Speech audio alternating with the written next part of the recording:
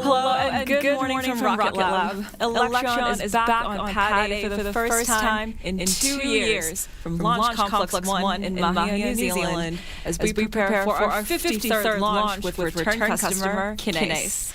The countdown to liftoff is currently scheduled for 11:01 a.m. local time or 23:01 UTC.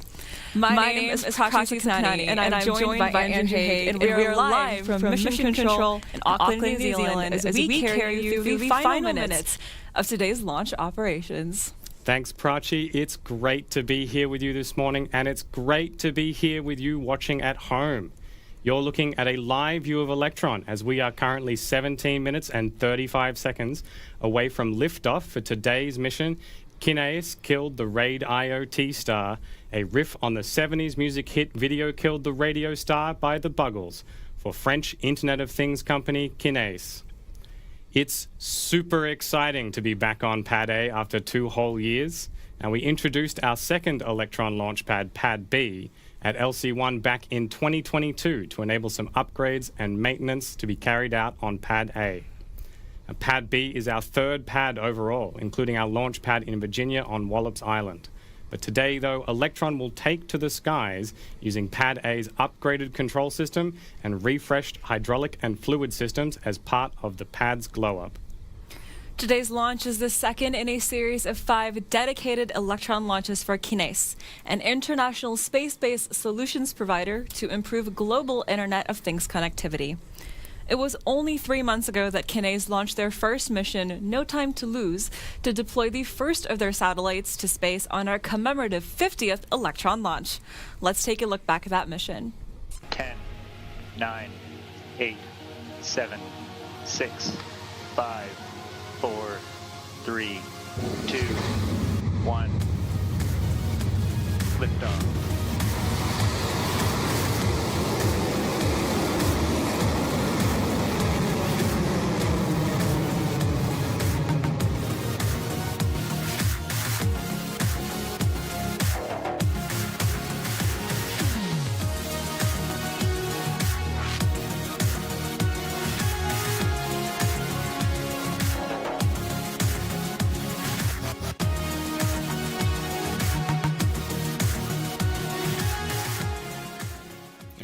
Just like their first launch with us, this launch is tailored specifically to meet KINEIS's mission requirements, providing them with control over their launch schedule, orbit, and deployment parameters, more so than would be possible on a rideshare mission.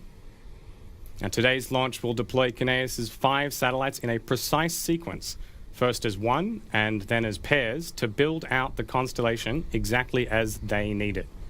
Let's hear more from the team at KINEIS. KINEIS is a French company based in Toulouse. We are a satellite operator and a global connectivity provider dedicated to the Internet of Things. Mountains, ocean, deserts. 85% of our planet has no network coverage. In 2020, we raised a large amount of 100 million euros to address this global issue. Today, we are following through and will deploy a constellation of 25 nanosatellites that will enable us to connect to a multitude of objects anywhere on the planet in near real time. We are convinced that this transmission of information made possible by satellite connectivity will enable us to respond to crucial challenges for mankind, its activities, and its environment. On the environmental front, for example, KINEIS connectivity can detect a fire outbreak in less than 15 minutes, thus considerably reducing the extent of the outbreak and reducing the loss of property and human life. The same goes for monitoring water levels to prevent flooding and use this dwindling resource. The applications are endless, whether for locating, monitoring, or alerting. Since the creation of KINEIS in 2018, our teams have been working with this objective in mind. Our 25 nanosatellites that weigh only 28 kilograms are real technological gems. The retractable UHF antenna, for example, can hear a bird sing within a rock concert 650 kilometers from the Earth. We fitted them with thrusters to ensure they stay on track for their mission. Some even carry children's drawings. That's amazing. At the same time, we have deployed many ground stations worldwide and have a sovereign infrastructure to guarantee data transmission to our clients. Today, Rocket Lab is preparing to launch a new cluster of 5 satellites, marking yet another significant step forward in our mission. With 5 satellites already in orbit at 650 kilometers, each launch reinforces our ability to connect with the rest of the world and address the challenges essential for people, their activities, and their environment. We can't wait to take this next step.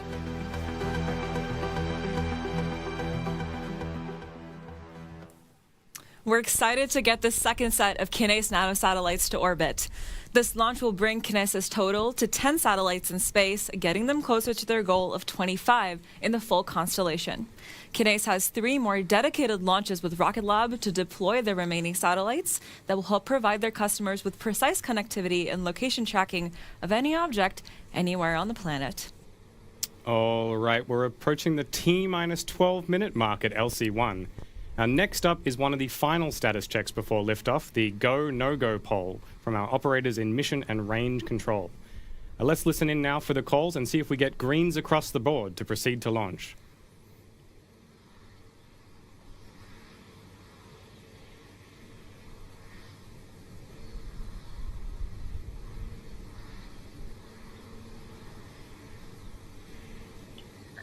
All stations, LD on mission, proceeding with the go, no-go sequence. Stage. Stage is go. Avionics. Go. GNC. GNC is go. VCON. Beacon is go. T1. T1 is go. GC. GC is go. PLS. PLS is go. RSO. RSO is go. MET. MET is go. MM. MM is go. And LD SUP. LD SUP is go. Okay, go, no-go sequence is complete. We are T-minus 11 minutes and 19 seconds and counting. We are go for terminal count auto sequence at T-minus 10 minutes. From this time, the 3-word hold procedure is in effect.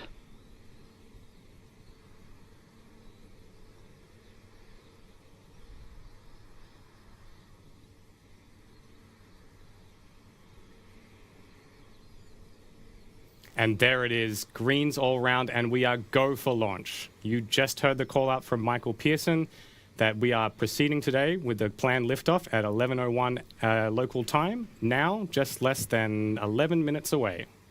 While today is all about KINEIS and Electron, the team has been busy developing our new and much bigger rocket, Neutron, including some big wins for automation. We've completed the install of the largest automated fiber placement machine of its kind into our Neutron rocket production line in Middle River, Maryland. The custom-built 99-ton robotic machine will automate the production of all large-scale composite structures for Neutron, including the tanks and fairings. Last month, we caught up with Mike Mason on how this will accelerate production, so let's take a look. We excel in the production of carbon composites here at Rocket Lab. We've done a lot of R&D throughout Electron and space systems and now Neutron, so we know what we're dealing with and we can produce a really high performance light launch vehicle using it.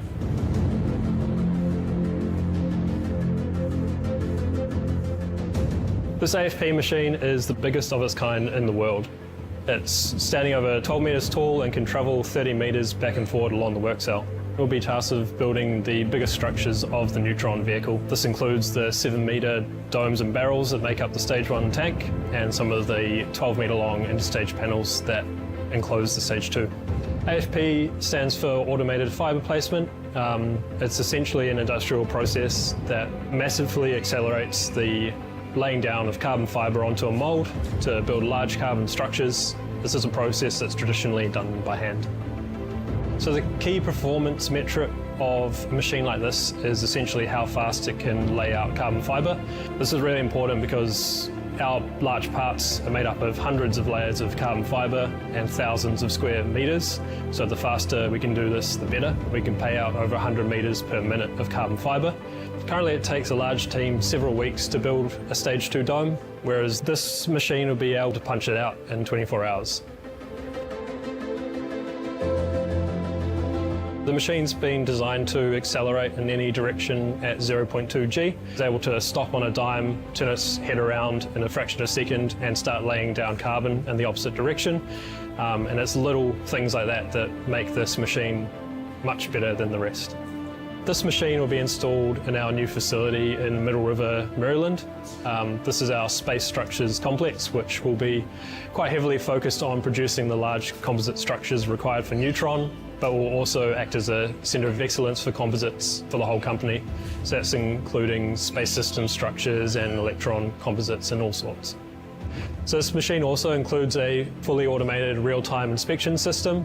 This is really important for composite parts because they're made up of so many layers. So it'll search for minuscule defects as it goes along and will notify the operators of any issues before it starts on the next layer. It means that we can sort of maintain our really high quality standards for spaceflight structures.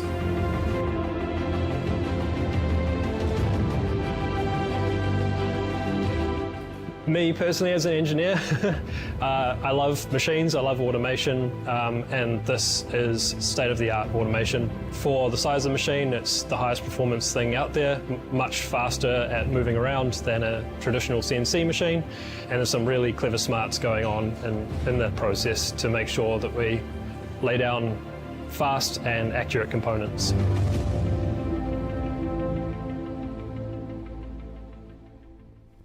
If you want to work on cutting-edge machinery building leading-edge rockets, we have plenty of roles in our manufacturing teams across the entire Rocket Lab family. Check out rocketlabusa.com/careers and apply today. LD avionics mission. Avionics LD. Avionics terminal checks complete. Copy, thank you.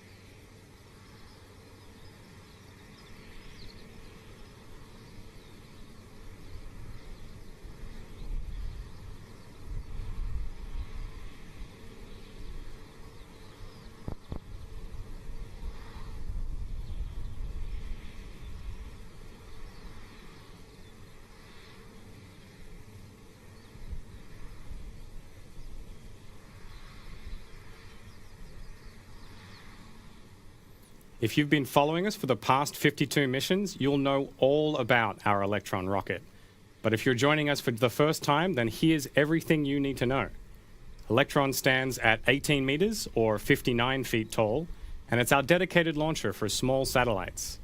Now, it can lift a maximum payload of around 320 kilograms or 700 pounds, and it was the world's first carbon composite orbital class rocket, which is what gives it its signature black look.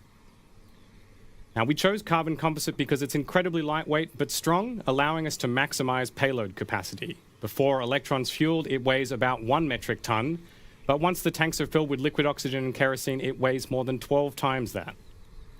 Now, to get our customers to space, there are 9 3D-printed Rutherford engines on Electron's first stage and a single vacuum-optimized version of Rutherford on the second stage. There is a separate 11th engine on Electron known as Curie, with a much smaller but still 3D-printed propulsion system that powers Electron's kick stage in orbit. The precise maneuverability of Curie allows the kick stage to raise and lower its orbital placement to perfectly position the satellites that it carries for deployment. Like many rockets, Electron stages operate a bit like a relay race. The first stage, the largest single structure of the rocket, carries the mission for the first 2.5 minutes of flight before it separates off the second stage. The first stage falls back towards the Earth, while the second stage takes over the race. The single Rutherford engine on that second stage burns bright for another 6.5 minutes, propelling us all the way to an elliptical orbit before we have another stage separation event for Electron, this time between the kick stage and the second stage. The final leg of the journey is then completed by the kick stage, which circularizes the orbit ahead of payload deployment. At T-minus 2 minutes, the team in mission control are hands-off, with Electron's flight computer taking over the countdown and autonomously running through its final operations. Now, operators then pivot to monitoring their stations while Electron essentially launches itself. Now, liquid oxygen will continue to be topped off into Electron's tanks all the way up to T-minus 1 minute 30 seconds, and then we should hear a call out from mission control that the lock system is in recirculation. After that, we'll hear a confirmation that Electron's first and second stages are fully pressurized and ready for launch, and then all that remains is to listen out for the final 10-second countdown from the launch director. But now that you know what to expect, let's watch it all unfold in real time as we enter the final minutes of the count.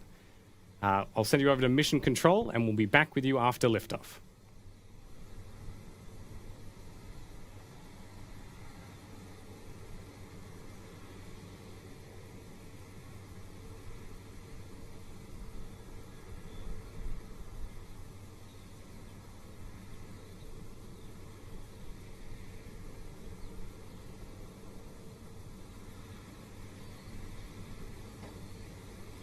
All stations, LD on mission.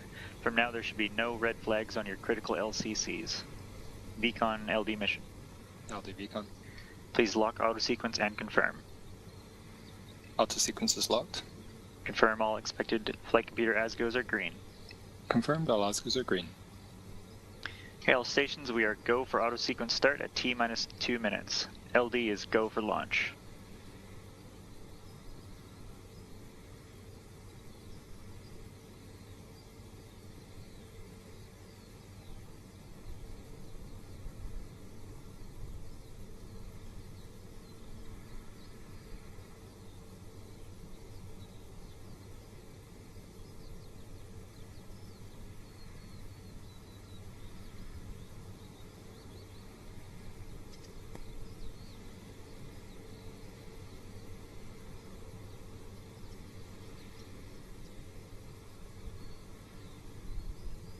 Vehicle is fully on internal power. AFTS is green and ready for flight.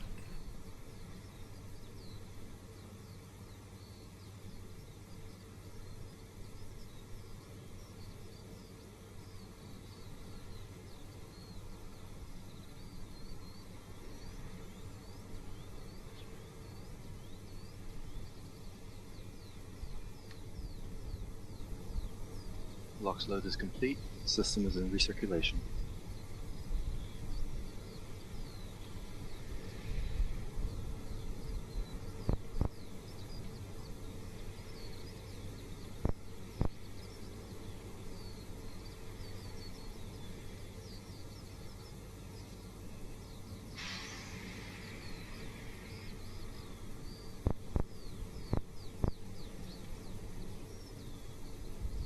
Anti-geysering is disabled.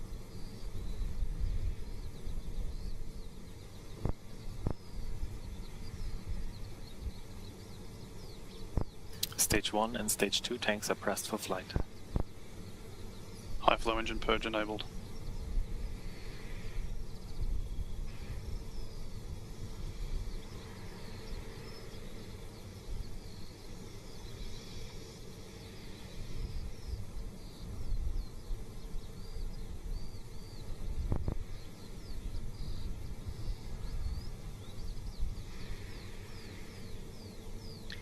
T-minus 20 seconds and counting.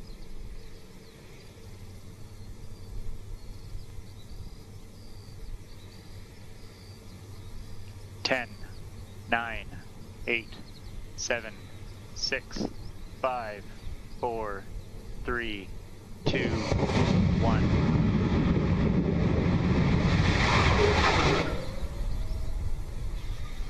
Head and abort.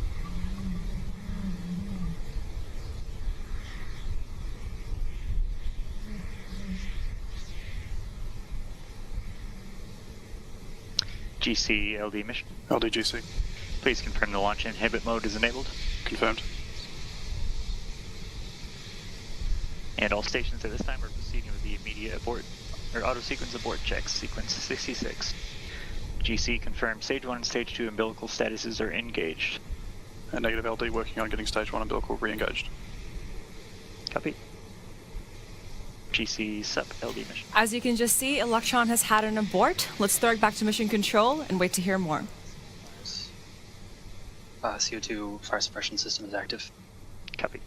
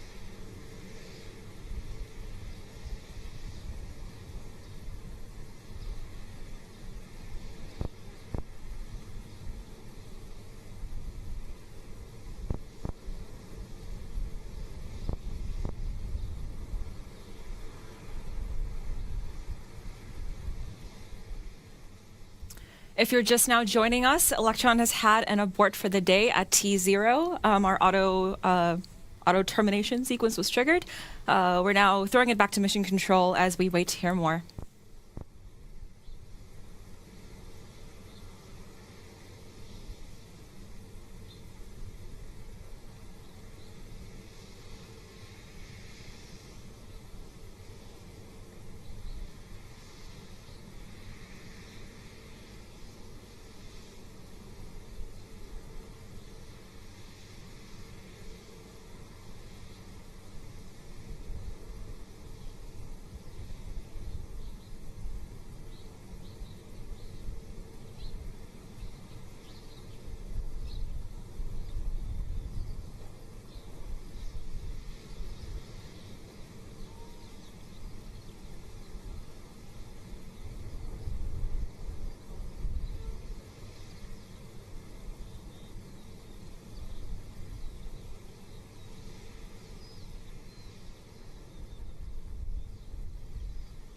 We're standing by for further updates from Mission Control, but since today's mission required an instantaneous launch, we'll be standing down from today's launch attempt.